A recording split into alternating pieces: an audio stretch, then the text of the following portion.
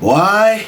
Jaja, I can't believe I spent the entire day watching the torture. Oh my word. Welcome back to another video, my peeps. Thank you all for tuning in. I know you guys are probably feeling frustrated at the moment and you just want a break from the cricket. I don't know what CWI do to us, Even when we don't want to watch the cricket, we still have to end up watching it. Anyways, we're going to work our way through the scorecard for the day and talk a little bit about our bowling performance and our feeling. Jaja. All those who are saying that the youngsters coming through no longer wants to play test cricket, I would say it depends on the culture, depends on where they are from. Because this youngster making his debut is from India, where they have the lucrative IPL. You understand? And the man is still working hard to get a career where test cricket is concerned. So, chasing the 150 that we made, India finished off day 2 on 312 for 2. Yes, you heard me right. 312 for 2. So, we only took 2 wickets. We bowled for the entirety of today and a part of yesterday, and we took only 2 wickets. And you're rough, my peeps, you're rough. So 312 for 2, my viewers and subscribers. So that's a lead of 162 there for the Indians. A lead of 162. Jeswal, who is making his debut, he's on 143 from 350 deliveries. Jaja. Rohit Sharma, he made 103 of 221 deliveries. Shubman Gill was taken care of by Jamel Warrican for 6. Rohit Sharma, he fell to the debutant Alec Arthanes. You understand? So those are the 2 guys that were able to pick up wickets. Arthanes and Jamel Warrican. The other spinner, the frontline spinner, why? Seems as if the heat was too hot for him, so he had to get out of the kitchen. Rakim Carnwall, I think he only stayed on the field for 1 session. So seems as if he was complaining for some chest issues. I saw when they came out and he was pointing to his chest, and don't know if he was exhausted, don't know what the case is. I won't say anything because I'm not a doctor and I haven't heard. But what I will say is this: test cricket is a whole different intensity. It's a whole different intensity when you're under the pressure. Everything is moving faster, than when you're playing 4-day regional. So we didn't get much overs from Rakim Carnwall. As a result of that, Arthanes had to pick up the job, and he bowled pretty well, got the ball to turn a lot. And, we would have seen Captain Brathwaite and Vice Captain Blackwood also rolling the arm over. But in terms of the bowling, the Pacers, the Seamers, they were, it didn't work out for them. Let's just put it that way. I think it was Kemar Roach that trapped Jeswal, what you could call LBW. He was given that out, but we had burnt all our reviews prior to that, and as a result, he's still there on 143, looking to get a double century. You understand? The other bowlers, Jason Holder, not much from him. Wasn't expensive, but didn't threaten too much. Alzari Joseph was expensive. At one point when he came back in, you could see him getting hostile, as if he was trying to bring, get the pace up there, try out some new stuff, but it didn't work. The ball just traveled to the boundary faster. And you see, one thing is, when you're not in a playing 11 and you're as a reserve, and you get an opportunity to go on the field, you should always be ready. Should always be ready. And I'm referring to Hakeem Jordan.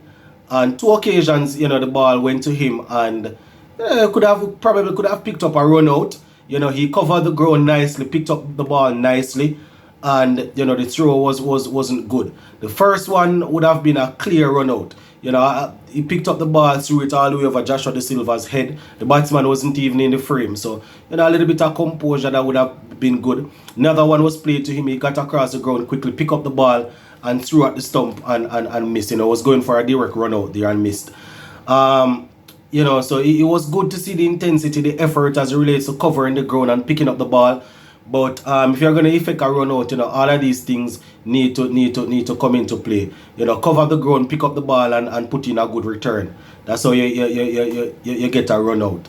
You understand? So it was tough going out there. It was tough, my viewers and subscribers. Jamel Warrican, he I don't know if I should say he troubled the batsmen too much, but he got them to he beat the batter. He was able to get past the batter a couple of times. Drew 1 and 2 foul shots, but he just wasn't penetrative. Generally speaking, where the bowling is concerned, it wasn't penetrative. We weren't able to get it done, and as a result of that, the Indians, they only have 2 wickets. They can't sit down. They can't say they're going to bat once. You understand? I can imagine that tomorrow they're going to try and bat as close as possible. I said they're leading by 162. Tomorrow is going to be the 3rd day. They probably bat as close as possible to see where they are at, or even try bat out the day, and then they would have 2 days to bowl at us. And we know how that go already. So Ashwin and Jadeja, they got turn and bounce in their first innings bowling. Not a lot of turn, but and we were saying whether or not our spinner is going to be able to extract the same thing. The man with the height that we thought would have been able to get some bounce from it. As I said, he wasn't able to last on the field too long. Arthur is on debut, brilliant. He took an excellent catch. I think he's the one that took the catch to get rid of Shubman Gill. Yeah, man, that delivery that Warrican bowled, Arthur took the catch. So yeah, he was all over the field in the game. You understand, bowling well and thing. I think he was the one that broke the partnership when he got rid of Rohit Sharma. So he got Rohit Sharma as his first test wicket. Then he combined with Jamel Warrican to get rid of Shubman Gill. Virat Kohli is there on 36 from 96. He was a little bit tentative when he came out to bat. Hasn't been in the best form of recently. This man usually averaging in the 50s, but it has dropped over the last probably 2 years. I think he's averaging 48 point something now. So, he was tentative when he came out there. Warrican bowl a couple of good deliveries to him. Arthanaze, I think it was Arthanaze also that got him to play a far shot. We just weren't lucky enough. So that is how it went, my viewers. In terms of the bowling, let me just give you Kemar Roach, 16 overs, 38 runs. Alzar Josie, 14 overs, 65 runs. Rakim Carnwall, 11 overs, 22 runs. So, on a day when you would want the spinner to be doing most of the bowling, you only bowl that. Jamal Warrican, 34 overs. Just make the comparison there.